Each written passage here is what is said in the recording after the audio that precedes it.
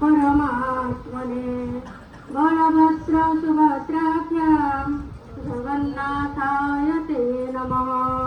जगदानन्दकन्दाय प्रणतार्थहराय च नीलचलनिवासाय जगन्नाथाय ते नमः। ॐ श्री गुरुभ्यः नमः। अहं संस्कृत शिक्षिका मंचासीना मुख्य अतिथि तथा मुख्य वक्ता श्रीमान राजवल्लभ पंडा महोदयं, रोटरी क्लब सभापति, रोटरी पब्लिक विद्यालयस्य अध्यक्ष श्रीमान सुरेश केजरीवाल महोदयं, प्रधानाचार्य महोदयं, शिक्षक शिक्षिकां, मम प्रिय छात्र छात्रान् सर्वेभ्यः अस्मिन् संस्कृत स्मरणीय दिवसे स्वागतं करोमि। अद्य अस्यां शुभवेलायाम् उपस्थितां अतिथीनां स्वागतार्थं पुष्पगुच्छ प्रदानार्थं पुष्पमहोदयां निवेदयामि।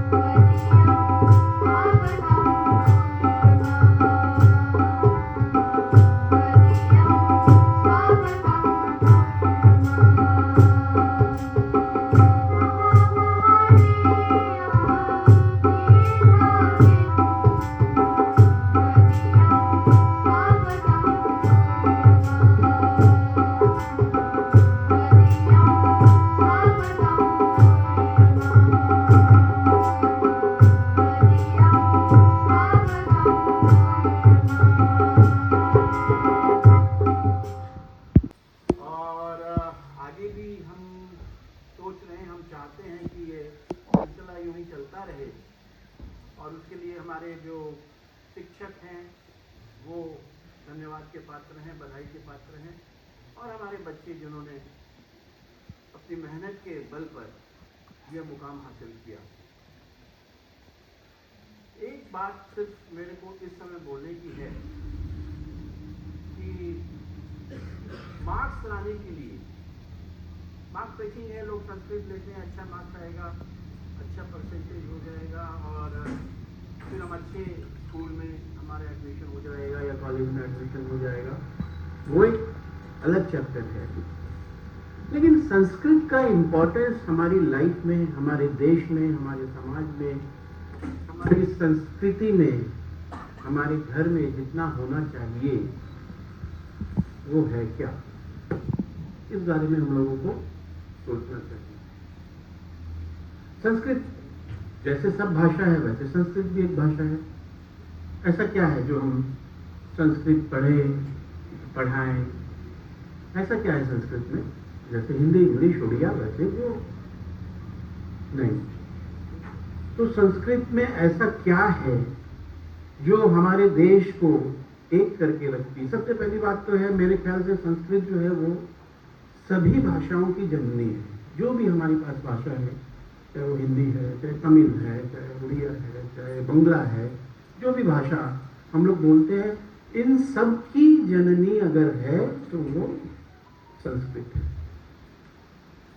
और संस्कृत में एक, अब हम कोई भी भाषा बोलते हैं तो जैसे अगर हम हिंदी में बोलते हैं गुलाब, तो हमारे एक मानस पटल पे एक गुलाब का चित्र या चिन्ह आ जाता है, ताकि हम लोग को लगता है कि ठीक है, ये गुलाब के बारे में बात हो रही है। वैसे ही संस्कृत में जो शब्द हैं या जो वर्ण हैं, उनका जब उच्चारण किया जाता है तो न सिर्फ हमारा दिमाग बल्कि हमारी आत्मा, हमारा जो सूक्ष्म शरीर है, हमारा जो कारण शरीर है, उसमें वो चित्र, उसका अंकन होता है। ऐसा हमारे मनीषी भी बोलते हैं और आजकल जो रिसर्चेस हैं वो भी ये प्रूव करती है। पंडित जी से अभी बात हो रही थी कि वर्तमान परिप्रेक्ष्य में सबसे अगर संस्कृत का जो महत्वपूर्ण और हमारे काम के लायक अगर कोई ग्रंथ है तो वो है भगवद गीता, जो कि हमारे को, हमारे जो जीवन को, हमारे पथ को निर्देशित, दिग्दर्शित, आलोकित, प्रकाशित करने का, जिसमें हम लोगों को ज्ञान मिलता है। सिर्फ एक ग्रंथ गीता को अगर हम अपने जीवन में जगह दें, गीता पाठ के द्वारा, गीता की व्याख्या के द्वारा, तो मेरे को ऐसा लगता है कि हमारे जो छात्र हैं या जो हमारा आने वाला जो कल है वो और खुशहाल हो पाएगा। और मेरा शिक्षकों से भी यह निवेदन है कि गीता के बारे में हम लोग चाहें तो कुछ एक्स्ट्रा क्लासेस, जो उन्होंने संस्कृत नहीं भी ली है, उनके लिए हम लोग कुछ गीता के पठन पाठन में रुचि रखें, कुछ एक्स्ट्रा क्लासेस लें, कुछ एक्टिविटीज़ ऐसी हो जो खास करके गीता के बारे में लोगों को, भगवद गीता के बारे में लोगों को जागृत करें।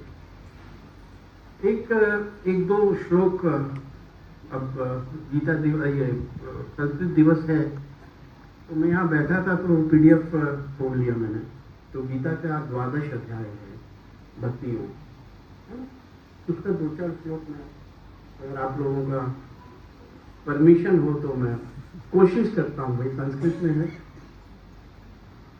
ओम श्री परमात्मने नमः। श्रीमद्भगवद गीता अथ 12 अध्यायः। अर्जुनवाच एवं सततयुक्ता ये भक्तास्त्वं पर्युपासते ये च तक्षरम् अवक्तं तेषां के योगवित्तमाः।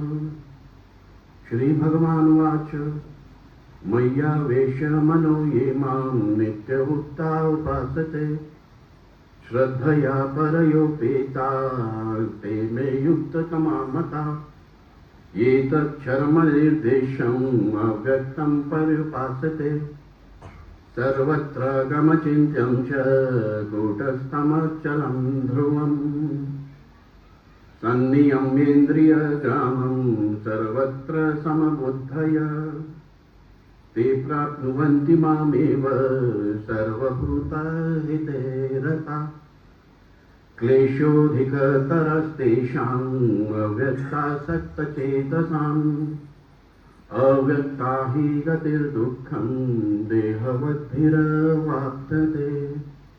ओम शांति शांति शांति। तो ये 5 श्लोक भक्ति योग से मैंने आपके सामने पढ़े और मैं पंडा सर से ये विनती करूंगा कि इसका आशय, इसका जो व्याख्या है, उसकी जो अंदर में क्या है उस बारे में हम लोगों को जब उनका उद्बोधन होगा तो बताएंगे, और फिर वो गीता संस्कृत के बारे में जो भी उनका ज्ञान होगा वो हम लोगों के साथ साझा करेंगे। तो इस दिन मेरा प्रधानाध्यापक से, हमारे स्कूल के प्रधानाध्यापक जी से ये निवेदन है कि गीता को स्कूल में और महत्व दिया जाए, संस्कृत को और महत्व दिया जाए, और खास करके गीता को किस प्रकार से आप लोग कर सकते हैं वो आप लोगों को ज़्यादा मालूम। तो आज के दिन मेरा यही संदेश रहेगा आप लोगों को। हरि ओम। श्रूयते यत्र कुत्रापि तत्र पुण्यं प्रतिष्ठितं, भाषासु मुख्यमधुरा दिव्या गिर्वाण भारती, तत्रापि काव्यमधुरं तस्मादपि सुभाषितम्। अधुना अस्य संस्कृतदिवसस्य महत्त्वविषये किञ्चित् वक्तुम् अहं संस्कृतशिक्षका प्रियव्रताचार्य महोदय अनुरोधं करोमि, तथा कार्यक्रमम् अग्रे नेतुम् अपि अनुरोधं करोमि। तमिमं प्रसुप्तां सञ्जीवयत्यखिलशक्तिधरं सधनमा, अन्यं च हस्तचरणः श्रवणत्वगादीन् प्राणनमो भगवते पुरुषाय तुभ्यं। सुप्रभातं सर्वेभ्यो नमो नमः। भारते प्रतिवर्ष श्रावणमासस्य पूर्णमी तिथौ संस्कृतदिवसः परिपाल्यते। अस्मिन् दिने ऋषीणां पर्वः अपि परिपाल्यते। ऋषयः अपि साहित्यस्य आदिस्रोत्रं भवति, अतः अस्मिन् तिथौ ऋषीणां पर्वः अपि परिपाल्यते। 1969 तमे वर्षे भारतः सर्वकारः शिक्षा मंत्रालय आदेशेन केंद्रीय तथा राज्यस्तरे अपि संस्कृत दिवसः पालनं कर्तुं निर्देशितवान्। इयं संस्कृत भाषा अस्माकं देशस्य प्राचीनतमा भाषा अस्ति। संस्कृत भाषा एव भारतस्य प्राणभूत भाषा अस्ति। इयमेव भाषा सर्वासां भाषाणां जननी इति मन्यते। संस्कृत भाषायां चत्वारो वेदाः, उपनिषदः, रामायणं, महाभारतं, दर्शनशास्त्रं, धर्मशास्त्रं, संस्कृत साहित्यम् एतस्मिन् विषये अनेकानि पुस्तकानि रचितानि सन्ति। संस्कृत साहित्य जगते कालिदासादीनां बहवः कवयः महाकवयः च सन्ति। तेषां महत्त्वम् अद्यापि सर्वोपरि वर्तते। अतः उक्तम् अस्ति, विना वेदं विना गीतां विना रामायणी कथां विना कविं कालिदासं भारतं भारतं नहीं। अर्थात महाभारत, रामायण, गीता, दर्शन, पुराण, वेद वेदांतों के बिना भारत भारत नहीं कहला सकता, भारत भारत नहीं कहला सकता। पठामि संस्कृतं नित्यं, वदामि संस्कृतं सदा, ध्यायामि संस्कृतं नित्यं, वंदे संस्कृत मातरम। जयतु भारतम, जयतु संस्कृतम, जयतु भारतम, जयतु संस्कृतम इति कथयित्वा अहं विरमामि। नमो नमः। मुखारविंदे विनिवेशयन्तं वटस्य पत्रस्य पुटे शयानं बालं मुकुन्दं मनसा स्मरामि। तदनन्तरम् अधुना श्रीमद्भगवद्गीतायाः 15 अध्यायस्य किंचित श्लोकाः पठनार्थं च अस्माकं विद्यालयस्य तृतीय कक्षायाः छात्रः बलराम प्रसाद रथम एवं एतान् श्लोकानां हिंदी अर्थेन भावार्थम् उपस्थापन कर्तुम् अस्माकं विद्यालयस्य 10म कक्षायाः छात्रा प्रतीक्षादासम् आह्वानं करोमि। आत्मने नमः। अथ पंचदशो अध्याय।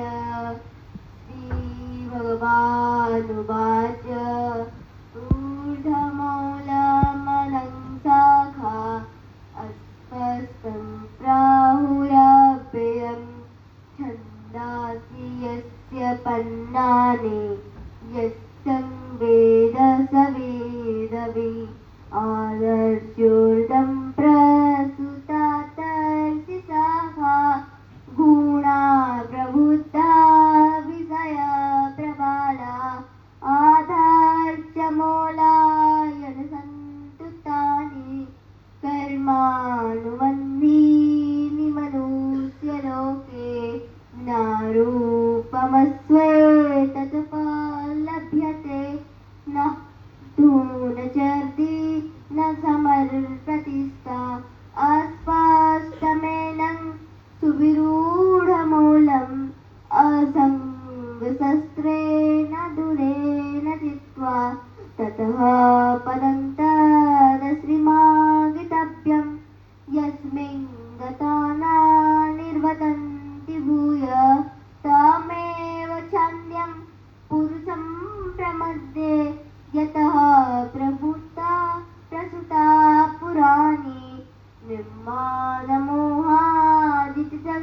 सुखदोषा अध्याविनित्या विनिवृत्य कामा वन्दे विमुक्ता सुखदुःखसञ्जय गच्छन्ति मूढा पदमं ततस्त न तद्भासयते सूर्यो नाससाङ्को न पावक यद्गत्वा न निर्वतन्ति तद्धाम परमं मम ममेवांसु जीवलोके जीवभूतो सनातन मनसस्त्राणि इन्द्रियाणि प्रकृतितानि कर्षते ॐ शान्ति शान्ति शान्ति धन्यवादम् ग्लानि भवति भारत अभ्युत्थानम् अधर्मस्य तदात्मानं सृजाम्यहम् परित्राणाय साधूनां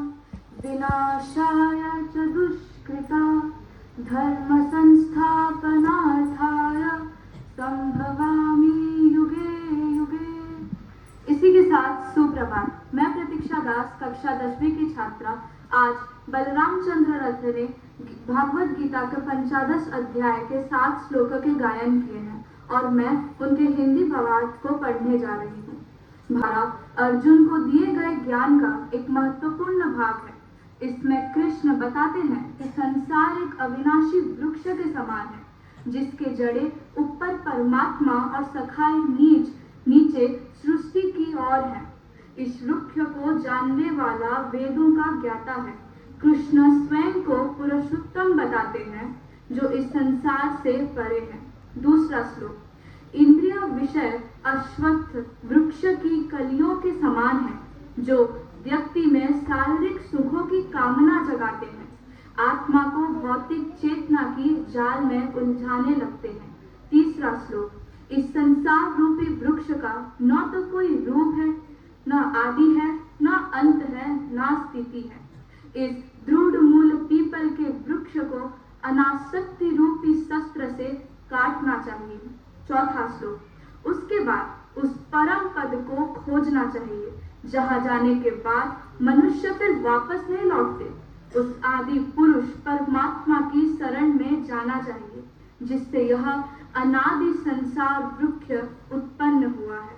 पांचवा श्लोक, मान और मोह से रहित आसक्ति के दोषों को जीतने वाले नित्य आत्मज्ञान में लगे हुए कामनाओं से रहित सुख दुख रूपी द्वंद्व से मुक्त मनुष्य उस अविनाशी पद को प्राप्त होते हैं।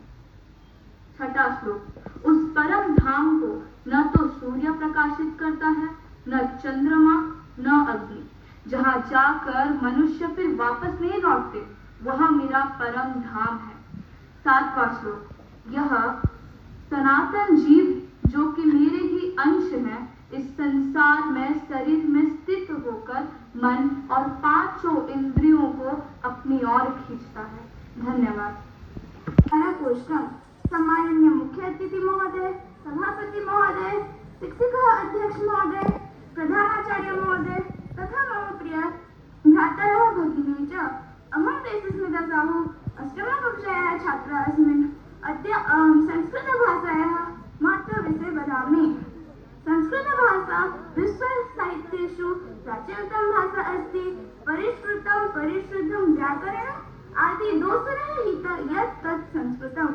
अस्याः भाषायाः व्यासः, वाल्मीकिः, कालिदासः प्रभृतीनां कवीनां वाणी संस्कृतः वर्तते। संस्कृतभाषा अतीव वैज्ञानिकी विद्यते। अस्यां भाषायाः वैदिक रामायणं, महाभारतं, पुराणानि नीतिग्रन्थादयः उपलभ्यन्ते। संस्कृतभाषा एव भारतस्य एकता भवितुं सन्ति। संस्कृतभाषा सर्वेषां धर्माणां धात्री कल्याणकारिणी च भवति। सर्वभूतेषु आत्मनः व्यवहारः कृतं। संस्कृतभाषा सम्यक् शिक्षयति।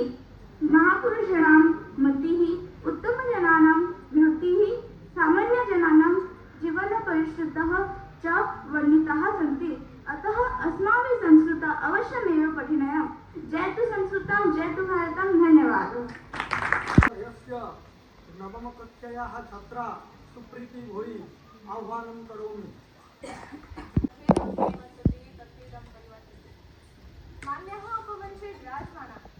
स्थानेभ्यः समागताः विद्वांसः विदुषः शिक्षकशिक्षिकाः तथा मम प्रियभ्रातरः भगिनः। अहं सुप्रीति भोई नवमकक्षायाः छात्रा अस्मि। अद्य संस्कृतदिवस उपलक्ष्ये अहं संस्कृतजगते विविधानां कवीनां विषये स्ववक्तव्यं प्रदानं कर्तुम् इच्छामि। वस्तुतः काव्यरूपी संसारे अस्मिन् कविः एव प्रजापतिः भवति। काव्यसमाजस्य दर्पणः भवन्ति। ते न केवलं रम्यकाव्यानि रचयन्ति, अपितु लोकानां चित्तस्पृशन्ति। कवीनां लेखनं जनानां भावनानाम् अभिव्यक्ते एकं प्रभावशाली साधनं भवति। कवीनां रचनाः जनानां मनसि प्रेरणां जनन्ति। ते समाजे नैतिकमूल्यानां जागरणं कुर्वन्ति। तेषां रचनासु करुणा, प्रेम, वीरता, धर्मस्य प्रतिफलानि। संस्कृतसाहित्यक्षेत्रे कविभ्यः कव्यः सन्ति। तेषु कालिदासकविषु श्रेष्ठः भवन्ति। कवीनां गणनाप्रसङ्गे महाकवि कालिदासः अग्रण्यः भवति। रघुवंशं, मेघदूतं, कुमारसम्भवं, ऋतुसंहारः तथा च अभिज्ञानशाकुन्तलं नाटकं विरचितम्। कालिदासस्य काव्यकृतिषु उपमा परिलक्ष्यते। उपमाप्रदाने कालिदासस्य तुलना नास्ति। पुष्पेषु मल्ली नगरेषु दिल्ली, पुष्पेषु मल्ली नगरेषु दिल्ली, नदीषु गंगा नारीषु रंभा, नृपेषु राम पुरुषेषु विष्णु, नृपेश राम पुरुषेषु विष्णु, काव्येषु माघ कवि कालिदासः, कवि कालिदासः, कवि कालिदासः। कवि भारवी संस्कृत साहित्य क्षेत्रे श्रेष्ठः कविरूपेण ज्ञायते। भारवी नाम किरातार्जुन काव्यं रचितं। भारवे अर्थगौरवं सुप्रसिद्धम् अस्ति। तेषां कवि अर्थस्य गौरवं परिदृश्यते।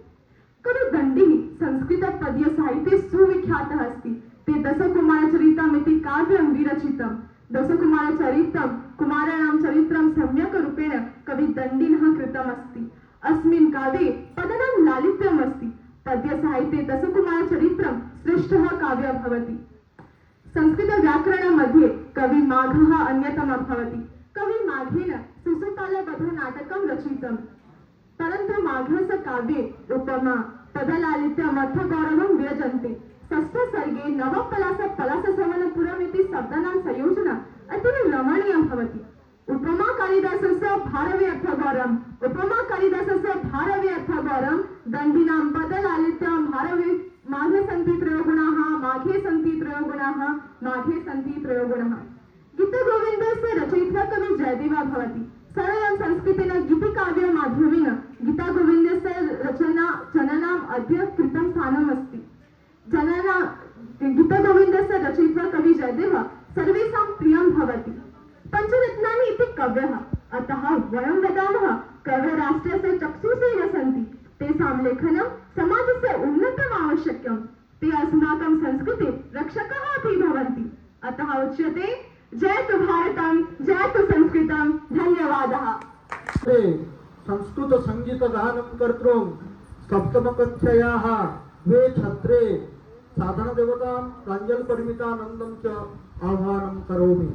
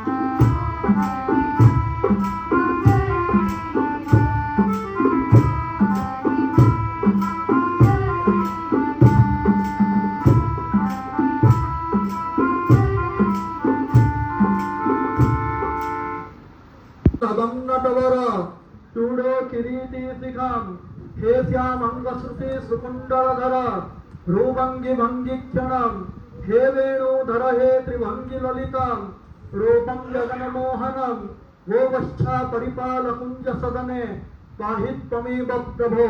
भगवान श्री कृष्ण भगवद्गीतायां मनसि उत्पन्ना कामनाः तस्याः निराकरणं तथा मनसः वशीकरणं विषये अर्जुनम् उपदिशति।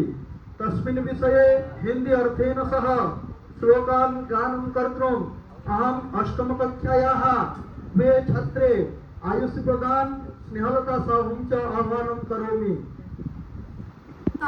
अष्टम कक्षाया छात्रे किंचित श्लोकः वदामः। अर्जुन उवाच अथ केन प्रयुक्तोऽयं पापं चरति पुरुषः अनिच्छन्नपि वाष्णेय बलादेव नियोजितः। इसका अर्थ यह होता है कि अर्जुन बोले, हे पृथ्वीकुल में उत्पन्न कृष्ण, तो फिर यह मनुष्य न चाहता हुआ भी जोर जबरदस्ती से लगाए हुए की भांति इससे प्रेरित होकर पाप का आचरण करता है। श्री कृष्ण उवाच काम एष क्रोधा एष रजोगुण समुद्भव महाशनो महापाप्मा विद्धेनमिह वैरिणम्। इसका अर्थ यह होता है कि श्री कृष्ण बोले, रजोगुण से उत्पन्न हुआ यह काम ही क्रोध है, अर्थात क्रोध को पैदा करता है।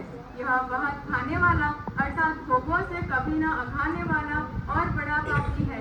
इसको ही तो इस संसार में शत्रु जान। ध्यायतः विषयान् पूजं संगतेषु उपजायते संगच्छन् जायते कामः कामात् क्रोधोऽभिजायते। इसका अर्थ यह होता है कि विषयों का चिंतन करते हुए पुरुष का उनमें संग पैदा हो जाता है। आसक्ति से उन विषयों की कामना पैदा होती है। कामना से क्रोध पैदा होता है। क्रोधात् भवति सम्मोहः सम्मोहात् स्मृतिविभ्रमः स्मृतिभ्रंशात् बुद्धिनाशो बुद्धिनाशात् प्रणश्यति। इसका अर्थ यह होता है कि क्रोध से सम्मोह पैदा होता है। विवेक शून्यता से स्मरण शक्ति का ह्रास होता है। स्मरण शक्ति के नष्ट होने से बुद्धि का नाश होता है। बुद्धि के नष्ट होने से व्यक्ति स्वयं नष्ट हो जाता है, अर्थात वह अपनी स्थिति से गिर जाता है। तस्मात् त्वम् इंद्रियाण्यातो नियम्य भरतर्षभ पाप्मानं प्रजह्येनं ज्ञान विज्ञान नाशनम्। इसका अर्थ यह है कि इसलिए है अर्जुन, तो पहले इंद्रियों को वश में करके इस ज्ञान और विज्ञान का नाश करने वाले महान पापी काम को अवश्य ही बलपूर्वक दबाकर मार डाल। असंशयं महाबाहो मनो दुर्निग्रहं चलम् अभ्यासेन तु कौन्तेय वैराग्येण च गृह्यते। इसका अर्थ यह है कि हे महाबाहु, मन चंचल है, मन को वशीभूत करना असंभव है। फिर भी हम भगवत प्राप्ति विषयक ग्रंथों का पठन और मन तथा इंद्रियों को उदासीन रखकर मन को अपने वश में किया जा सकता है। धन्यवाद। आयुष्य स्नेहलतां च अखण्डमण्डलाकारं व्याप्तं येन चराचरं तत्पदं दर्शितं येन तस्मै श्री गुरवे नमः। प्राचीन काले गुरु शिष्य परंपरा विषये किंचित वक्तव्य प्रदान कर्तुम् अहम् अस्माकं विद्यालयस्य नवम कक्षायाः छात्रः श्रीशांत कुमार पंडाम् आह्वानं करोमि। उपमञ्चे विराजमानाः स्थानेभ्यः समागताः विद्वांसः विदुषश्च तथा मम प्रिय भ्रातरः भगिन्यश्च। अहं श्रीशांत कुमार पंडा नवमकक्षायाः छात्रः अस्मि। अद्य संस्कृतदिवस पालितावसरे प्राचीनकाले गुरुशिष्यपरम्परा किमर्थम् आसीत् तस्मिन् विषये अत्र उपस्थापनं करोमि। भारते ज्ञानस्य गौरवं युगान्तरात् अस्ति। अस्य देशस्य संस्कृतिः ज्ञानाधारितम् अस्ति। अत्र गुरुः स्थानं परम महत्वपूर्णं च आसीत्। गुरुशिष्यपरम्परा शिक्षणपद्धतेः आधारस्तम्भः च आसीत्। एषा परम्परा केवलं ज्ञानप्रदानं न अपितु जीवनमूल्येभ्यः आचारसंहितायाः च शिक्षां दत्तवती। गुरुः शब्दस्य व्युत्पत्तिः भू इत्यस्य अंधकारं रू इत्यस्य प्रकाशं दर्शयति। गुरुः सः भवति यः अज्ञानरूपम् अंधकारं दूरं कृत्वा ज्ञानरूपं प्रकाशं दर्शयति। शिष्यः गुरोः समीपे निवसन् तपः ब्रह्मचर्यं विनयं च पालयति। गुरुकुले निवसन् शिष्यः आत्मनं चित्तं च शुद्धं कृत्वा ज्ञानाञ्जने प्रवृत्तः भवति। तत्र शिष्येभ्यः न केवलं वेदः व्याकरणं गणितं सङ्गीतशास्त्रं च पठ्यते, अपि तु धर्मः कर्तव्यबुद्धि नम्रता साहसं सेवा सत्यवादिता च शिक्ष्यते। प्राचीन भारते शिक्षायाः केन्द्रं गुरुकुलम् आसीत्। गुरुकुलानि वनान्ते नदीतीरे ग्रामेषु वा स्थितानि भवन्ति स्म। गुरुकुले गुरुणा सह शिष्याः वसति स्म। सर्वे शिष्याः समानाः भवन्ति। तत्र न जातिव्यवस्था न धर्मस्य भेदः। गुरुकुले छात्रः स्वयं भोजनं स्वच्छतां सेवां च कुर्वन् आत्मनं शुद्धयति स्म। भारतीय इतिहासे अनेकानि प्रसिद्धानि गुरुशिष्ययुग्मानि दृश्यन्ते, यथा सन्दीपनी गुरु श्रीकृष्णः, द्रोणाचार्य अर्जुनः, वाल्मीकि रामः। प्राचीन शिष्यः गुरौ अत्युत्तम श्रद्धां दर्शयति स्म। यः शिष्यः विनयी सेवायुक्तः जिज्ञासुः च भवति सः एव सम्पूर्णं ज्ञानं प्राप्नोति। गुरुशिष्य परंपरा भारते अत्यंत पूजनीया आसीत्। एषा केवलं शिक्षायाः परंपरा न, अपि तु भारतीय संस्कृतेः मूलम् आसीत्। गुरुणा शिक्षाय ज्ञानं धर्मं संस्कृतं च दत्तम्। अयं परंपरा यावत् जीवति तावत् संस्कृतिः अपि जीवति। अतः अस्माभिः यत्नः कर्तव्यः यत् एषा दिव्या परंपरा स्थायिनी भूयात्। अतः उच्यते अभिवादनशीलस्य नित्यवृद्धो प्रसेविनः चत्वारि तस्य वर्धन्ते आयुर्विद्या यशो बलम् इति कथयित्वा अहं विरमामि। धन्यवादः। जय तु भारतं, जय तु संस्कृतम्। Remembering all my teachers, those who are the instrumental for me to stand here, and paying my greetings to the honorable dignitaries on the dais, my teachers and students. Today, on this occasion of Sanskrit Remembrance Day, we are gathered here to remember, to discuss, to interact on the glory of the holy language Sanskrit. I have given two talks,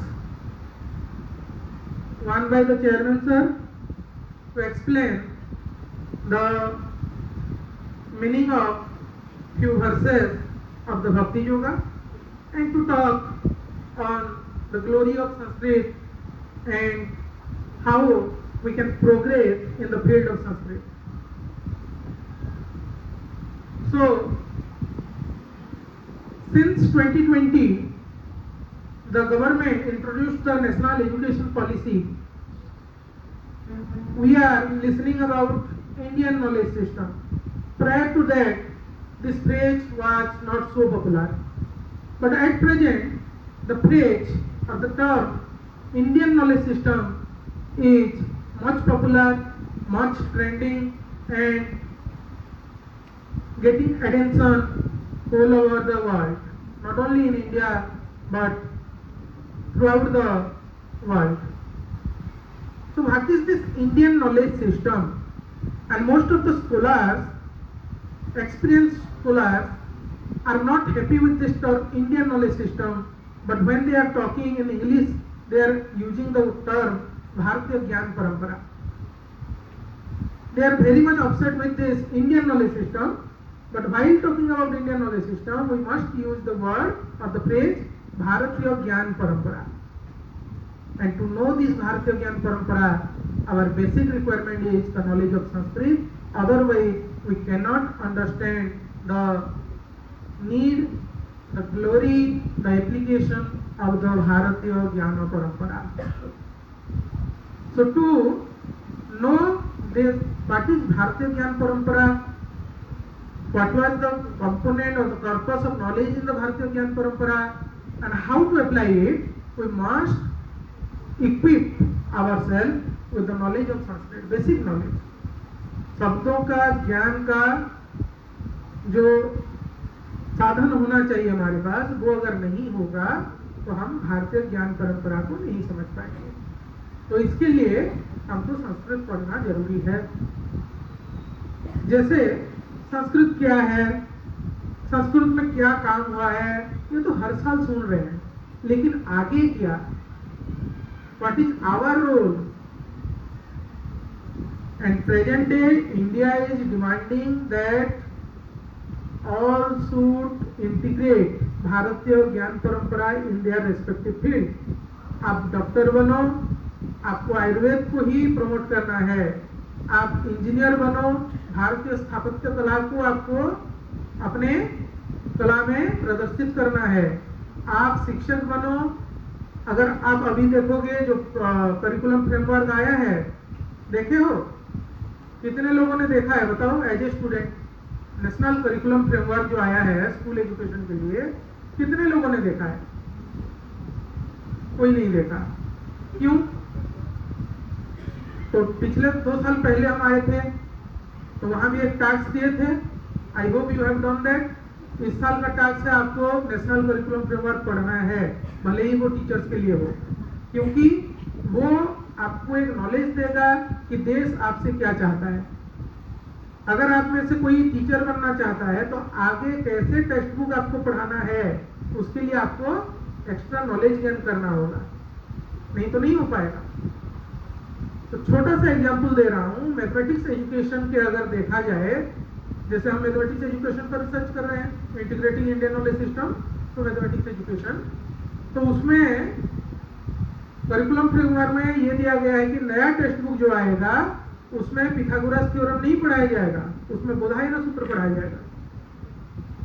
तो कैसे करेंगे? अभी हम लोग तो Pythagoras theorem पढ़े हैं, तो आगे जाके हम टीचर्स बनेंगे या उसके एप्लीकेशन करके इंजीनियर बनेंगे, तो उसमें क्या करेंगे? अगर संस्कृत नहीं जाने हैं, वो कह रहा है कि हम शुल्ब सूत्र पढ़ेंगे, तो अगर संस्कृत नहीं जानते हैं तो हम जिस भी फील्ड में जाए, आपको नहीं कह रहे कि टीचर्स बनिए या संस्कृत के विद्वान बने, वो नहीं है, लेकिन आप जहां भी जाओगे उसका एप्लीकेशन है अभी। तो इस उम्र से, इस वयस से हम लोग अगर क्या करेंगे, संस्कृत नहीं पढ़ेंगे तो आगे जाके हम compete नहीं कर पाएंगे। Another example, Indian knowledge system has been integrated in higher education curriculum।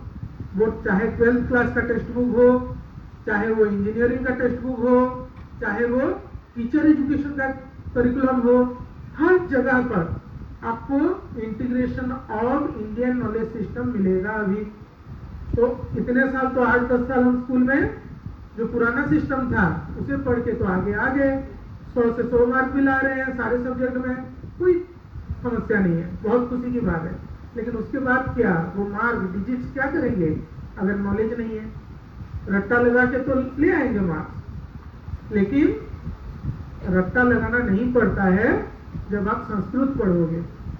मेरा बैकग्राउंड तो पता होगा मैक्सिमम बच्चों को, हम तो हर साल आते ही हैं स्कूल को गीता कंपटीशन के लिए, हम साइंस बैकग्राउंड से हैं, लेकिन संस्कृत की किताब को भी हम उड़िया कविता के आकार में ट्रांसलेट किए हैं। संस्कृत रिलेटेड जो भी प्रोग्राम्स होते हैं हम जाते हैं, अपनी इच्छा से जाते हैं, क्योंकि वो हमारे रक्त से, हमारे संस्कार से जुड़ा है। संस्कृत जो है हमारी अपनी भाषा है। इंग्लिश मीडियम स्कूल है, ठीक है, इंटरनेशनली हम लोग कम्पीट करना चाहते हैं, लेकिन अभी जर्मन हो जाए, अमेरिका हो जाए, रसिया हो जाए, ये सब लोग संस्कृत के पीछे रिसर्च करने के लिए भाग रहे हैं और हम हैं अंग्रेजी के पीछे भाग रहे हैं। I am not blaming the school, this is the national recruitment requirement, we should learn English, we should make our students, our children well equipped with international languages, no doubt, लेकिन अपने जो विरासत है उसको भूल के नहीं, जिस रूट से हम आगे आए हैं, जो मूल है हमारा, उसको भूल के नहीं, उसको दाव पे लगा के नहीं। एक बात हम हमेशा कहते हैं कि स्टेट गवर्नमेंट में क्या क्या है कि थर्ड लैंग्वेज जो है भाषा है, लेकिन उसमें उसने इंटीग्रेट कर दिया है एग्रीकल्चर एंड कंप्यूटर साइंस। तो मार्क्स के पीछे तो भाग रहे हैं, पेरेंट्स भी भाग रहे हैं, बच्चे भाग रहे हैं, टीचर्स भाग रहे हैं, क्योंकि जो जितना मार्क्स लाएगा वो उतना अच्छा है। जो सब्जेक्ट में 100 to 100 आ गया वो टीचर बहुत अच्छे हैं, ठीक है। उसके बाद क्या, वो डाटा को लेकर करोगे क्या मार्क्स को? हम कभी मार्क्स के पीछे भागे नहीं है। 75 से 80 आ गया काफी है हमारे लिए, कभी 90 प्लस जाते ही नहीं है, कभी नहीं। बाद में वो समस्या कारक है सभी पेरेंट्स को। आज जो डिमांड है नेशन का वो ज्ञान है। जो नेक्स्ट वर्ल्ड वॉर होगा दो चीजों के लिए होगा, नॉलेज के लिए और पानी के लिए। दो चीजों के लिए ही वर्ल्ड वॉर होगा, एक है नॉलेज, दूसरा है पानी। तो इन दोनों का आप संरक्षण करो, क्योंकि आप देश के भविष्य हो। और संस्कृत इसीलिए पढ़ना चाहिए क्योंकि संस्कृत में बहुत सारे वैल्यू सिस्टम को डेवलप करने के लिए सुंदर सुंदर श्लोक हैं। जैसे एक पॉलिटिकल हवा चला है अभी, सबको पता है कि हम सनातनी हैं, हम हिंदू हैं। I am not going to religious talk, but Sanatani कौन है? रामायण में लिखा है कृते च प्रतिकर्तव्यम ऐसा धर्म सनातन। जो हमारे लिए जैसा कर रहा है या हमको जैसा बर्ताव पसंद है वैसा ही बर्ताव दूसरों को दिखाना, वो सनातन धर्म है, शाश्वत धर्म है। जैसा हमको बर्ताव पसंद है, जैसा आचरण हमको पसंद है, दूसरों से जो आचरण हम नहीं चाहते हैं वैसा आचरण दूसरों के प्रति नहीं करना चाहिए, और यही सनातन धर्म है। उसके साथ क्या बोल रहा है संस्कृत कि स्वाध्यायात् मा प्रमदितव्यम। स्वाध्याय जो है, स्वाध्याय का दो अर्थ है, एक तो किताब पढ़ना, अच्छे अच्छे किताब पढ़ना, उसको स्वाध्याय कहते हैं, और दूसरा जो है स्वयं का अध्ययन, स्व अध्याय या स्व अध्ययन, वही स्वाध्याय है।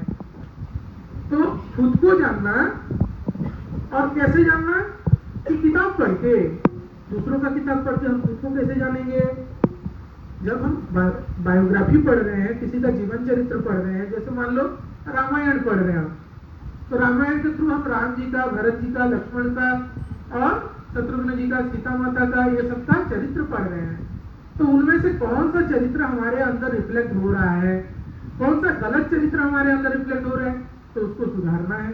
कौन सा सही चरित्र हमारे अंदर रिफ्लेक्ट हो रहा है, उसको और एक्सप्लोर करना है, उसको और तेज करना है, उसको और सही ढंग से क्या करना है, प्रतिस्थापित करना है। तो उसका एक प्रेरणा मिलता है। इसीलिए स्वाध्याय से खुद का भी अध्ययन होता है। अभी हम पढ़ रहे थे घर में, जो 15 दिन है हम अभी, तो डेली सुबह हम प्रपन्न गीता पढ़ रहे थे। प्रपन्न गीता क्या है कि महाभारत में भगवान श्री कृष्ण जी का जो स्तुति बहुत सारे ऋषि मुनि और पांडव ये लोग किए हैं, उसको पांडव गीता भी कहते हैं। तो उसमें दुर्योधन कह रहा है, जानामि धर्मम न च मे प्रवृत्तिम, जानाम्य धर्मम न च मे निवृत्तिम। मैं धर्म क्या है, सही रास्ता क्या है जानता हूँ, लेकिन उसमें मेरा प्रवेश नहीं है, और जो गलत है वो भी मैं जानता हूँ, लेकिन उसको मैं छोड़ नहीं पा रहा। और अगर भगवान सब कुछ आपके इशारे में हो रहा है, जथा नियुक्तोसि तथा करोमि, आप जैसे मुझे लगा रहे हो हम वैसे ही काम कर रहे हैं। तो इससे क्या होता है, शरणागति का और हमको सही रास्ते में जाने के लिए थ्रू प्रयास हम अपने को सही रास्ते में ले जा सकते हैं। और उसके बाद भी अगर हम नहीं सुधरे तो दुर्योधन जैसा हालत होगा।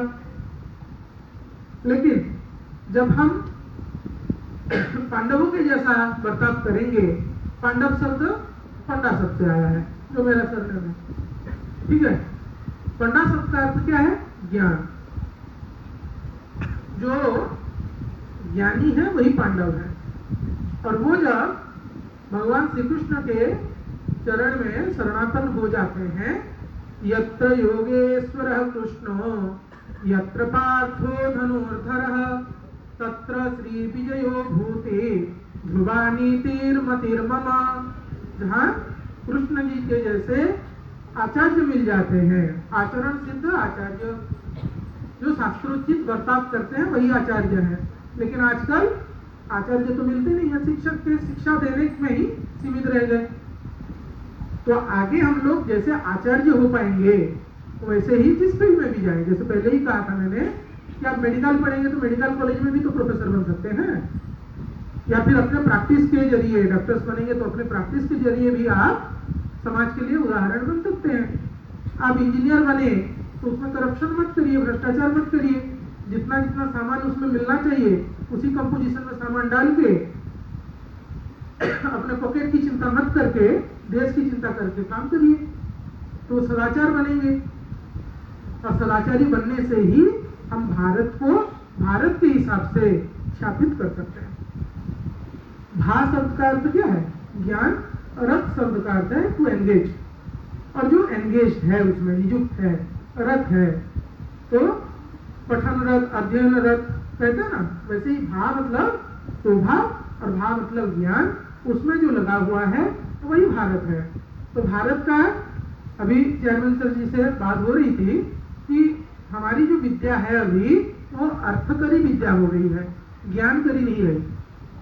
लेकिन भारत के निवासी होने के नाते, भारतीय होने के नाते हम लोगों को सर्वदा ज्ञान आहरण में लगा रहना चाहिए, तभी हम विश्वगुरु बन सकते हैं। बस मुंह से बोल देने से विश्वगुरु कोई नहीं बनेगा, और उसके लिए संस्कृत पढ़ना जरूरी है, क्योंकि मुनि ऋषि जो हैं अपने तपस्या से, अपने ज्ञान बल से, अपने तपोबल से क्या किए हैं? हमारे यहाँ ज्ञान का एक वर्चस्व स्थापित करके गए हैं। एक साधन का जो स्रोत है वो हम लोगों को विरासत में दे के गए हैं, और उसको आगे कैसे ले जाना है वो हमारी कर्तव्य भी है, दायित्व भी है और अधिकार भी है। एज एन इंडियन, भारतीय के हिसाब से हमारा वो अधिकार भी है, दायित्व है, कर्तव्य है। तो अभी दूसरे टास्क में आते हैं। गीता का 12वां अध्याय भक्ति योग, उसमें क्या है कि भगवान को अर्जुन ने पूछा कि कैसे अनन्य भक्ति प्राप्त हो और कैसे आपको हम प्राप्त कर सकते हैं, और उसमें कुछ शब्दों की ही हम व्याख्या करेंगे, पूरा श्लोक में नहीं जाएंगे। पूरा श्लोक जाएंगे तो फिर वो अलग एक घंटा लेगा। तो उसमें भगवान कह रहे हैं कि हमारे प्रति जो अनन्य भक्ति से श्रद्धा रखेगा वही हमको प्राप्त करेगा। ठीक है, तो यहाँ गीता में एक बात आपको ध्यान में रखना चाहिए कि भगवान श्री कृष्ण को श्री कृष्ण नहीं कहा गया है, उसमें भगवान शब्द ही यूज हुआ है, व्यवहार हुआ है। तो क्यों हुआ है? वहां द्वितीय अध्याय में, प्रथम अध्याय में क्या किए हैं भगवान को? अर्जुन ने अपना जो कष्ट है, मन का विचार है, मन में जो समस्याएं हैं उसको बता दिया। दूसरे अध्याय में अर्जुन ने क्या किया? अपने को शिष्य के रूप में समर्पित कर दिया। शिष्यस्तेहं साधि माम त्वाम प्रपन्ना, तो मुझे आप शिष्य के रूप में ग्रहण करके आपको जैसी मर्जी है, आपकी इच्छा जैसी है, हम तो मिट्टी ही है, हमको उस ढांचे में रखिए जैसे हम अनुशासित हो पाएंगे। हमारा मन इधर उधर भाग रहा है, हमको अनुशासित करिए। और इसी क्रम में कर्म योग, ध्यान योग, बुद्धि योग, सांख्य योग, कर्म संन्यास योग, ऐसे करके आते आते विश्वरूप दर्शन योग करके भगवान ने 12वें अध्याय में भक्ति योग का वर्णन किया है। और वो भक्त कौन कहलाता है वो तो अलग बात है। श्लोक का आखिरी अर्थ है कि भक्त कैसे बनेंगे या भक्त का क्या लक्षण है, उसके साथ उसको अगर दूसरे एंगल में हम देखेंगे तो एक भक्त होने के लिए हमारे अंदर क्या गुण होना चाहिए उसके ऊपर वो आधारित है। यही मेरा भक्त है, ये मेरा भक्त है, ऐसे कहते कहते 20 श्लोक लगभग भगवान ने कहा है। लेकिन उसको प्रकारांत में देखें तो एक भक्त का गुण क्या होना चाहिए तो वो शिक्षा हमको 12th चैप्टर दे रही है। और उसमें जैसे हमने कहा कि भगवान गुरु है वहाँ, भगवान एक आचार्य है, भगवान एक शिक्षक है वहाँ, और अर्जुन शिष्य है। और एक शिक्षक के नाते, एक आचार्य के नाते, एक गुरु के नाते भगवान कह रहे हैं कि जिसकी अनन्य प्रीति हमारे ऊपर रहती है, श्रद्धा रहती है, उसी को ही हम मिल जाते हैं, या उसका ही भजन जो है वो सार्थक होता है। तो इसको हमारे लाइफ में कैसे अप्लाई करेंगे? हम विद्यालय में आए हैं, यहाँ हमारे शिक्षकगण बैठे हैं, आचार्य लोग बैठे हैं, तो जो पढ़ा रहे हैं, अच्छा उससे पहले कितने लोग कोचिंग जाते हो, ट्यूशन जाते हो? हाथ उठाओ। इसका मतलब है आपके स्कूल के टीचर के प्रति आपकी श्रद्धा नहीं है,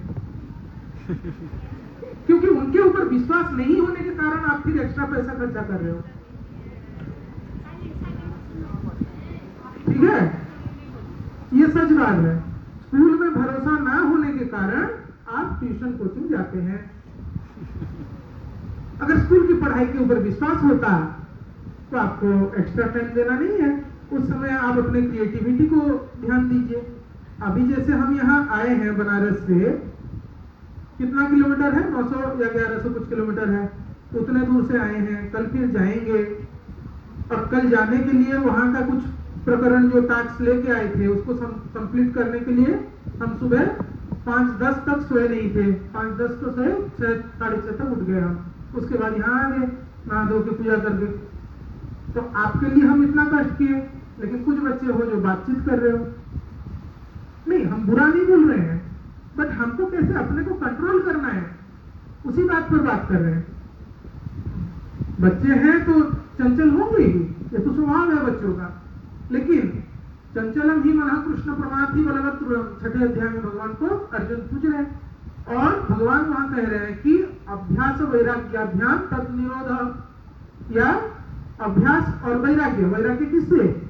कि मन जो इधर उधर भटक रहा है, बच्चों से दोस्तों से बात करने के लिए मन जा रहा है, तो उसी से वैराग्य लेना है हमको।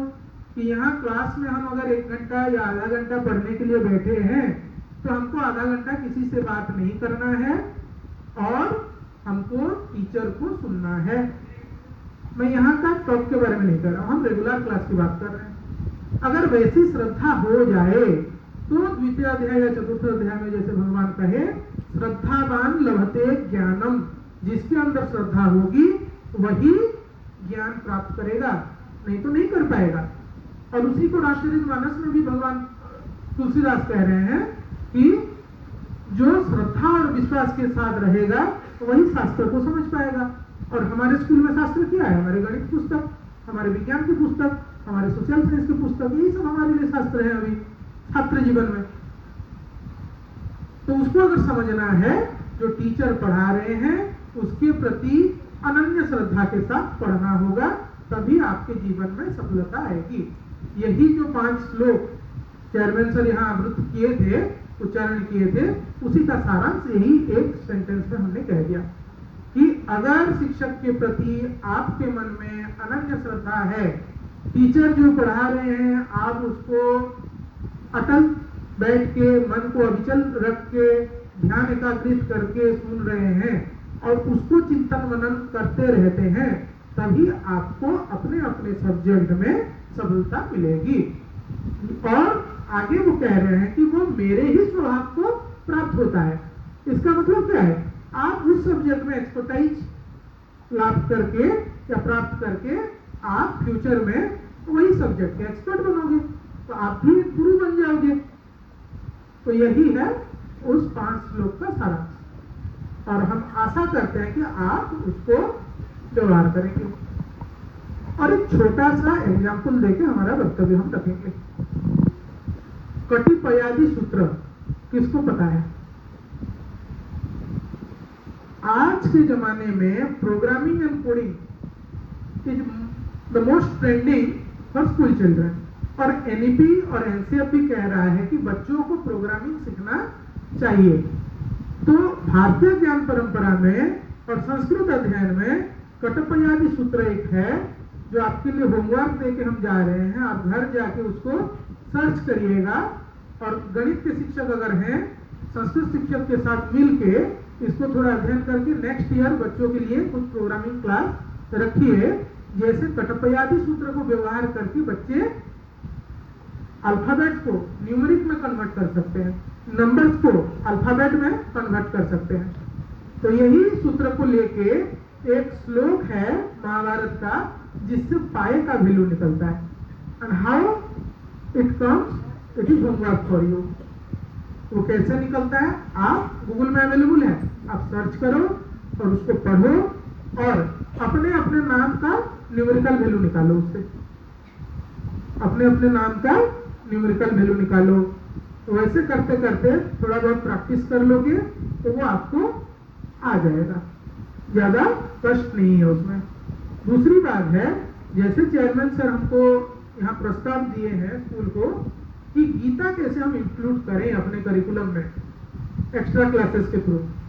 तो पहले तो है, मतलब एडवर्टाइजमेंट के हिसाब से मत लीजिएगा, हम बस इंफॉर्मेशन दे रहे हैं। गीता पाठशाला, जैसे इंट्रोडक्शन में कहा गया कि हम गीता पाठशाला प्रतिष्ठा किए हैं जो 2020 से यहाँ काम कर रहे हैं, और हमारे स्कूल के भी कुछ छात्र छात्राएं हैं जो गीता पाठशाला के स्टूडेंट रह चुके हैं और अभी भी हैं, उसमें कभी लिंक नहीं कटता है।